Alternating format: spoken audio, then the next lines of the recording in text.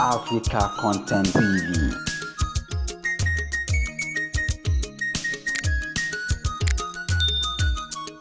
Welcome to African Content TV. Congratulations to Oganla Alabi Pasuma as the new chief Babatolu of Akobi Oduduwa in Benin Republic.